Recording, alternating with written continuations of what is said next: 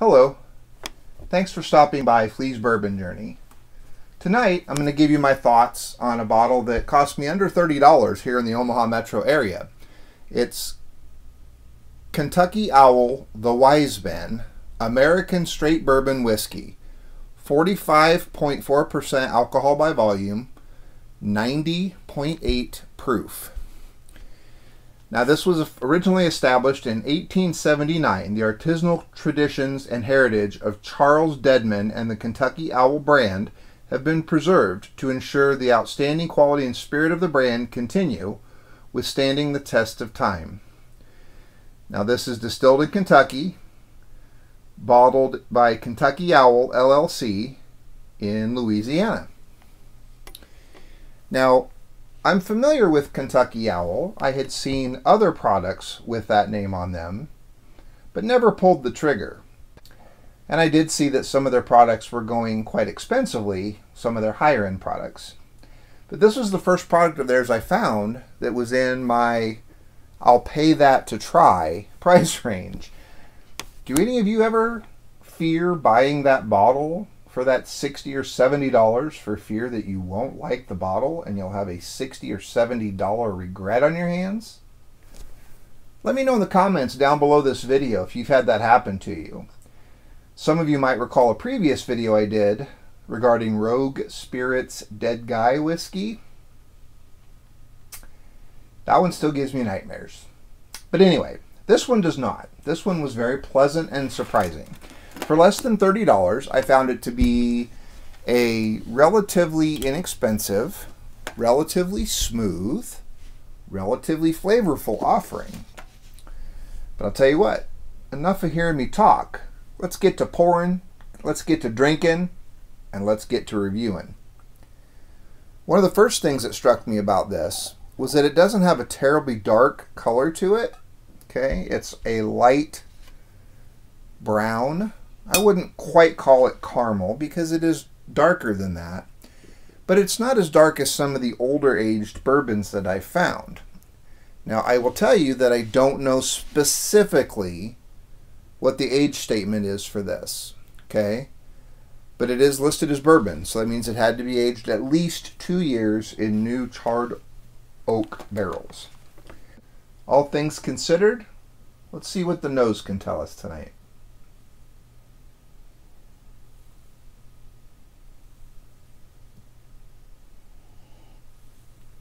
Okay, right up front is the oak, not surprisingly.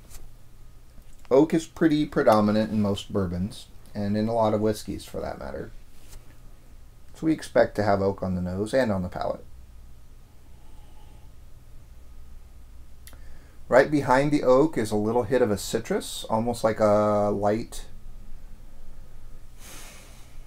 like orange zest. Maybe not like orange juice, but like orange zest. Oily orange. And then we get a vanilla behind that. Again, not surprising. That's present a lot of times. Now again, I don't know specifically how long this one is aged.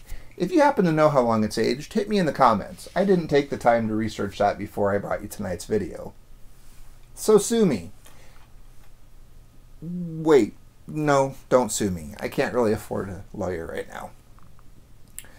Anyway, see what the palate thinks.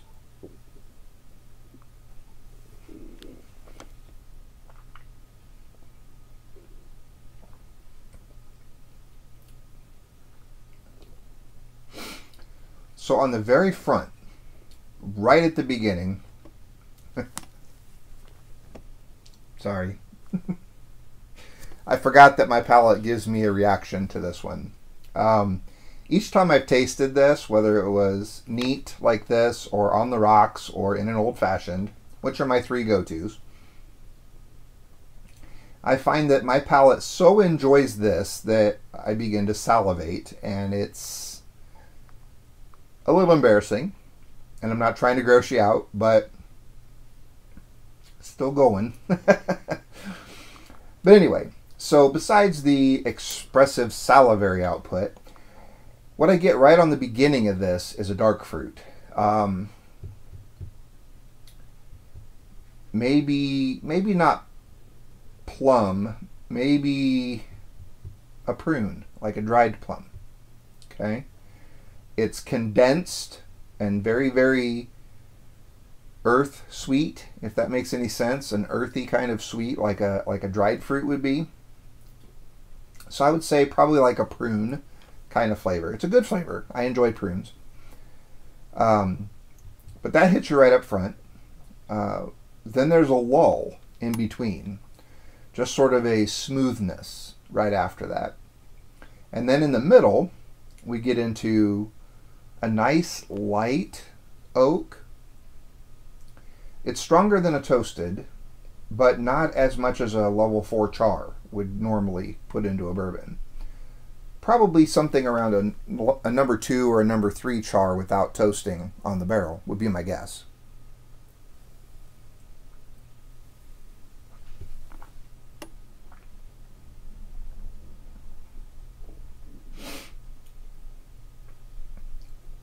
And that real light, flavorful oak hangs around in the middle. It kind of dances with the taste buds for quite a little while in the middle there. And then on the end, I'm getting a little bit of like a honey sweet, very light sweet honey kind of flavor. And at the very end, right before the salivaries kick in, getting like a... I was going to say caramel, but that's not it.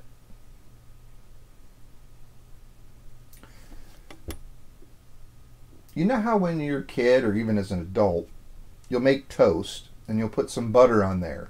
And then you'll sprinkle some sugar and some cinnamon. That finishing flavor to me would be if you replace the sugar with brown sugar and then cinnamon. Like a butter, brown sugar, cinnamon toast. But maybe without the toast flavor. Just the brown sugar, butter, cinnamon kind of flavor. It's very, very pleasant. And now that I'm delving into the specifics of the flavors, I completely understand why my mouth wants me to salivate and have more of this, because I like every single flavor in this bourbon. Now, the amount that's missing from this bottle doesn't tell that tale. But I've been going to a lot of old favorites lately. I've been into my Eagle Rare. I've been into my Woodford Reserve Double Oak. I've been into my Cooper's Craft 100 proof, my Russell's 10 year. I even went back into some early times bottled in bond, as well as some Evan Williams bottled in bond for some daily drinking stuff. So I haven't had much to bring you on a video, but I thought when I looked back and realized I hadn't done a video on this yet, it's definitely deserving of a video by itself. I did reach out to another friend of mine who is also into whiskeys and bourbons. He and I haven't done much visiting in a number of years, but we kind of stumbled back into each other through a mutual friend recently, and I want to be the everyday bourbon guy. I want to be the guy you could run into down the street at the corner bar who's just sitting there enjoying it, talking to friends. Hit me up in the comments down below. Let me know some of the other whiskeys or bourbons that you would like to see me give you my thoughts on. But if there's something you've seen readily available on the shelves and it's, you know, a sub $50 bottle, let me know what you want me to show you on my next video. Now anyway, I started to tell you about my friend Tony. If I can get Tony together with me, I have, I think, 5, maybe 6 different Elijah Craig bottles that I have yet to open, and I think I have 1 open barrel proof that's a A122. The others are all single barrel store pick barrel proofs. And I suggested to him in a message that maybe we could fresh crack these together on camera and do a little comparo. Maybe get 3 or 4 or 5 Glencairns in front of each of us and give them a comparison between each other. I'm sure they're going to be just as different from each other as you and I are different from each other. But you know what? They all share the same thing in that they all carry that name whiskey on the label. So it's all good. Different friend of mine, Tyler, likes to say it this way. Hashtag no rules, just whiskey. I like it enough, I'm going to put it down below as my tag for this video. Well folks, thanks for stopping by Flea's Bourbon Journey. I hope that you enjoy your bourbon journey. If you like this video, make sure you hit that thumbs up button so I know you liked it. If you have somebody you know that you think would enjoy watching this video or any of the other videos that I've got posted on my channel, share it. The more the merrier. And if you want to see what I do next, make sure you don't forget to subscribe. Again, thanks for stopping by Flea's Bourbon Journey. Stay safe. Safer than me.